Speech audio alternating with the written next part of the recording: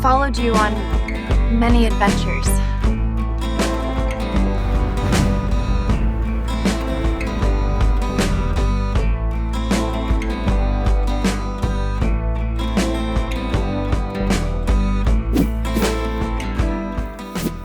So what we've got here then is, I know, let's see, I'm Howard, but just to say, so coming from, a pretty traditional filmmaking, sort of journey in the sense of the steps and the stages of film production, and whether it's editing or on set or production, post-production. A lot of those steps that everyone knows, it's sort of well-trodden ground, but it's very interesting to see it from both sides, and that's where we are. That's where I am with this now.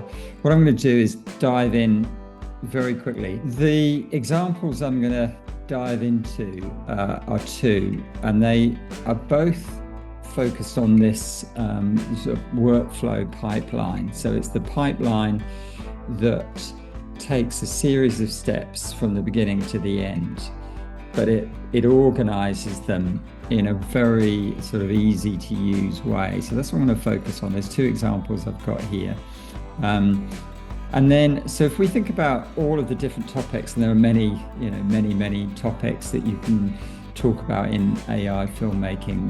There's so many. The one that this one is focused on is this sort of node-based prompting. So what do I mean by that? You may have seen it, but if not, so there's kind of prompting 1.0, which is the prompting that, let's say, most people are familiar with, and that's the prompting where you put in a prompt and you get a result. Now, the prompting 2.0 is certainly, in terms of filmmaking, is a node-based kind of organization of how you put a string of steps together in a sequence, and you then have got something that is repeatable, and it's very easy to adjust, very easy to control. So it gives you a lot more control about where, let's say, you've got one text prompt at the beginning, and that text prompt takes you all the way through to the end. I'll show you what I mean by that. This is what certainly in terms of runways, and I think most of the tools, they're very similar in this way. So if you look at this, maybe you put in an image and you put in some video, you put in a text prompt and you run generate and you get a result. Now, the way that this pipeline works is much more that you have a series of steps that are all connected to each other from the beginning to the end, and that way you've got something that's repeatable, and you can make changes and you can see comparisons between one thing and another. So what we'll do is we'll get into the demo into Runway, and we'll look at those examples pretty much straight away. If you want to raise a hand, you can raise a hand. It's easier, obviously. Ask a question at any time. That's the best time really to do questions. We'll just do them as we go along. So Runway is the one that I'm looking at here. I could be using different tools, and everyone has their favorite tool. It could be Sora or Pika or Kling or Luma or VO3. It could be a number of different tools. This particular example, these two examples, are in Runway, and there's lots of advantages and disadvantages to different tools at different times, according to what it is you're doing. And everyone usually has their favorite that they think, right, this is the one that I'm going to use most of the time. Google VO3 is very good for its native audio. That's been really useful to work with that, and to try all sorts of different things where you've got native speech from your characters, directly within the generation. So that's very good. So we'll switch straight over to the hi Vincent. We'll switch straight over to the let's start on this one first. So Okay, let me make this a bit bigger. I'll zoom in. So as you can see, we've got this sequence, and we go from, there's a number of things that are going on here, but the idea is that you start with a simple prompt. So I've got a simple prompt here. Girl turns to stare directly at the camera. So 2 points for anyone who can name the painter of that painting. I'll let you think about that. So there's an image prompt there. So I'll just show you what this looks like. Image prompt. So just right click, and then we can go off and get the image. So it's very straightforward, and that'll pop up there. And then you'll see that there are these sort of buttons that you can grab, and you just connect. You literally just connect your whichever one it is that you're working with to the next step. So I'll just delete that. So there's the image prompt. So this is, in this case, we're using an image and a prompt, and it's going into. Let's look at the results, and then we'll backtrack and look at how we got there. So let me just zoom in a bit. So that image prompt was just back there, and we can see the result of that as a generation.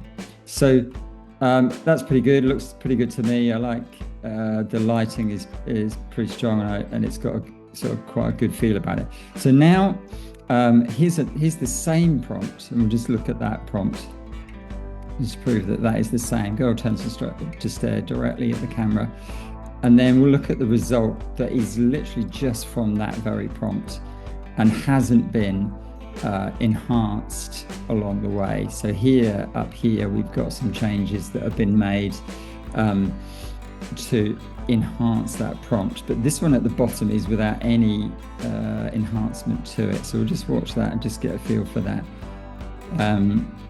So this one, same prompt, but has a different result. So we'll look at the other one again just to see what the difference is like there.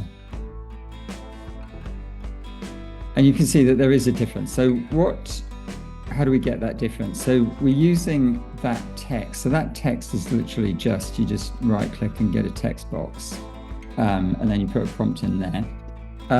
But that prompt has gone into Gemini 2.5 in this case, to generate a much more extensive and sophisticated prompt in terms of what that prompt could be. And that's what it's done here. So all you do is you just go and select a Gemini. In this case, a Gemini is the language model to develop your prompt and make it into a much more interesting prompt for the video generator. There's also a system prompt here. So we're telling the language model what kind of approach to take. You are an expert cinematographer. Rewrite the user's simple input into a detailed cinematic video prompt. So you can see that that's the instruction to Gemini to what to do with that. And so you get, by using that sequence there, you get a better result than you would do by just having a simple text prompt down there. So just to summarize that, I'll move on to the next example. To summarize that, so story of two prompts. It's the same prompt, but one of them goes through that Gemini language model to get a better prompt. And if you think about what we're doing all together, we've got multiple steps in a sequence. You save this, and it's a repeatable thing that you can adjust and change. You've got more control, granular control, and it's repeatable, and you link the chain together. So let's look at a more sort of bigger example. So here what we're doing is this video to video, and what we're saying is that we've got different purpose here. So let's just play this clip so you get a sense of where we are starting from. So here's the clip that I'm going to play. I'm still hoping you're going to be able to hear this. I think you will.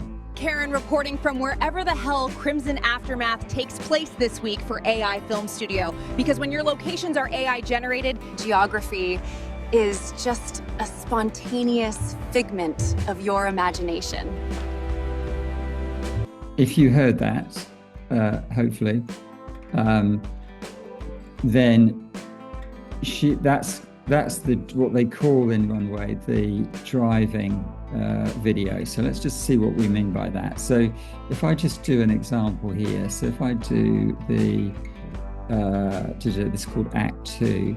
So in Act 2, which is a node that you just create, you've got a driving video, and the driving video is like the performance that you want to use, and then apply that performance to, say, another character or another film or another story or another situation.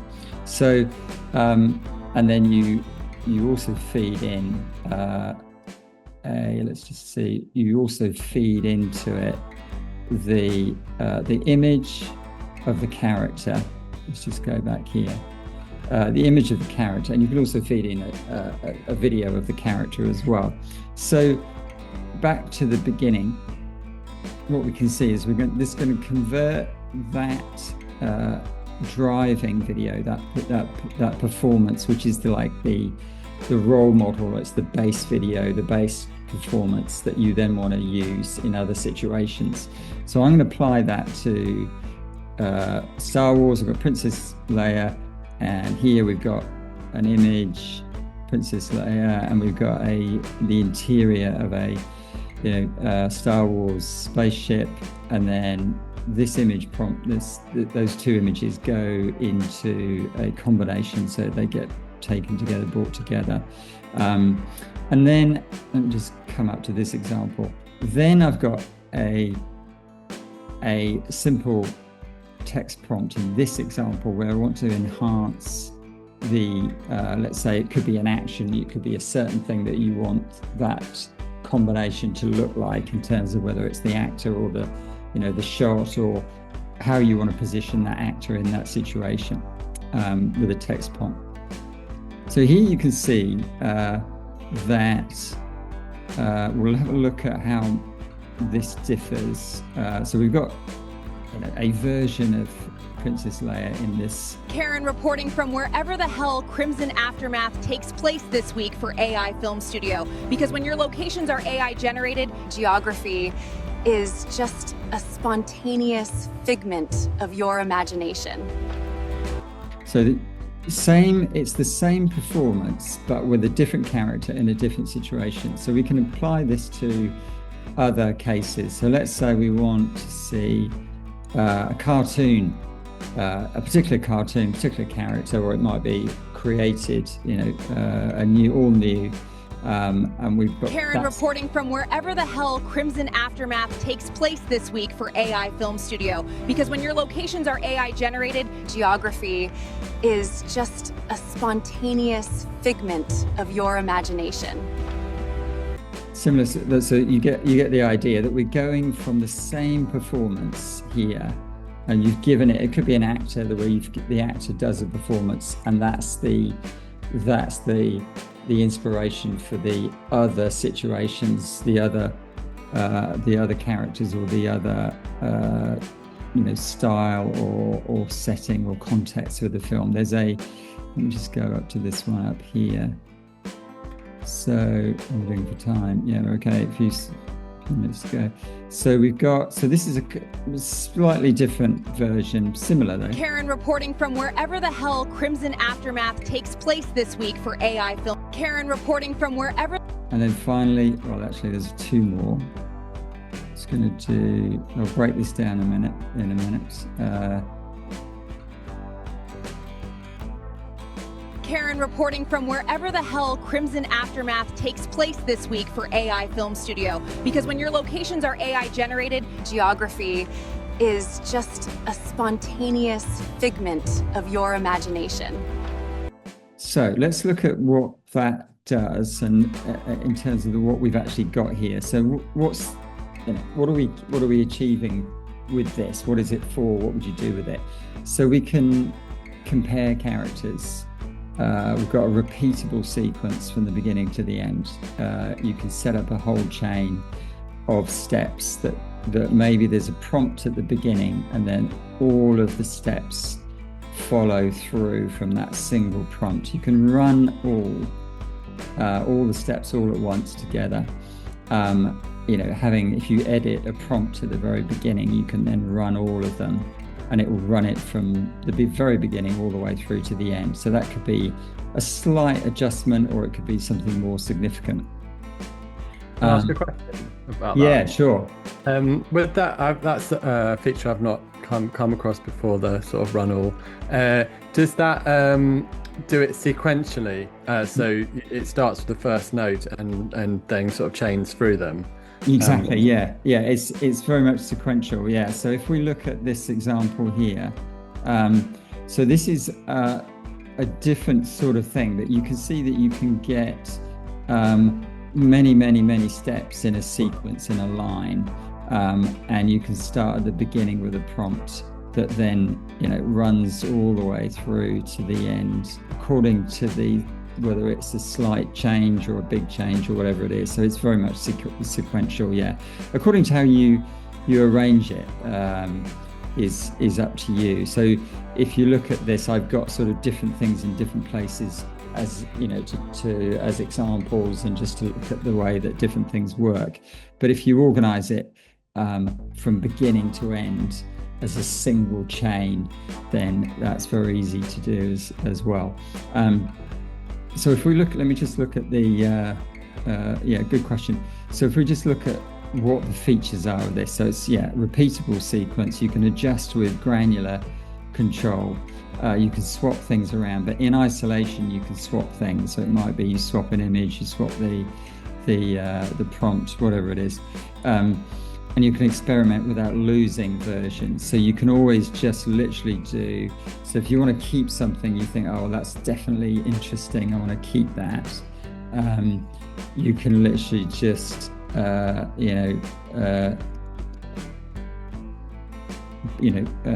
paste value into an equivalent, a duplicate of that, and actually that didn't actually copy that. Let's just try that again. Let's just try that image. So control.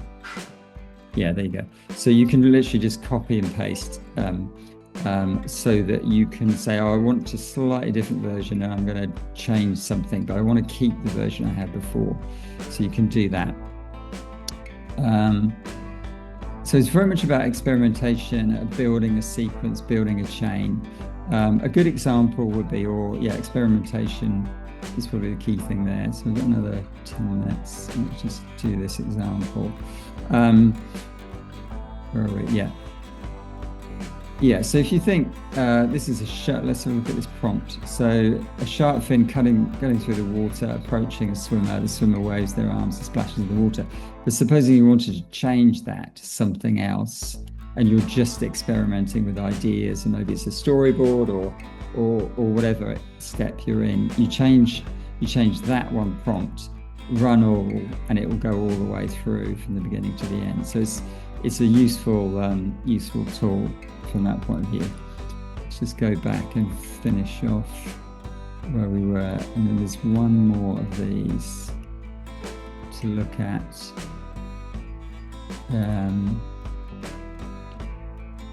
Okay, so again, how you set this up in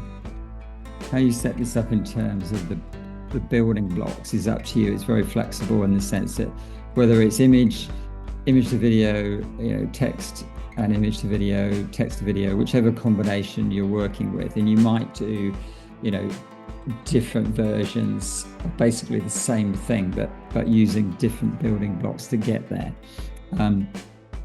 So in this last case, that's an upscale at the end there, which is just doing an upscale on that as well. And then this one is Karen reporting from wherever the hell Crimson Aftermath takes place this week for AI Film Studio, because when your locations are AI generated. So all of the different things you might be looking for, you can adjust and get there via this method.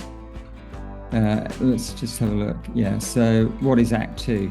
So Act 2 is as I say, is this runway. I haven't seen Act 2 as a name in the other tools, but it's just the runway name for where you're using a reference video to drive, other alternatives, but using, that performance, that dialogue, that motion. Crucially, it's the motion. So it's the source of motion and performance. It's the video clip that the AI watches to understand how the character should move. So those things might be something that you want to fix, and then see other combinations and other performances of that with different characters in different situations. Cool. So all of these things are very easy to set up. You can go, the language model is just the Gemini one, it's there. And you can just select that. It would need a text prompt in terms of what input's going to go into that. So the basic, if you think, most people don't think or write, if they might think something like a mid-shot, with a young woman staring directly towards them, they might think that and they might write that, but you wouldn't necessarily write a mid-shot frames a young woman, gaze locked directly with the camera. You wouldn't necessarily think to write all of this, but it does. You can get there very quickly, very easily via that method, and you can steer the language model with an instruction as to what it is actually trying to do. So, as you can see up there.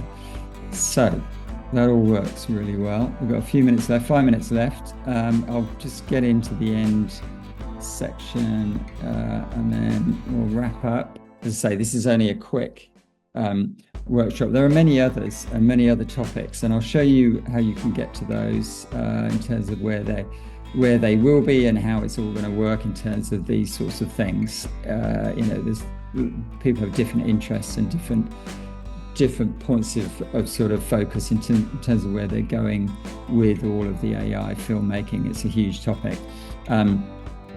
So let's see. Let's just look at a couple of these other ones. Say you can do this with, if it was just an image, if you're just looking, it could be photographic for advertising, it could be all sorts of things. You can do the same principle. These are runway examples where, you experiment with a different prompts and you get a different result according to what it is you're looking for. Let's see, so I think we did all of that one. 5 minutes to go. Cover that. Brilliant. Okay, cool. So wrapping up.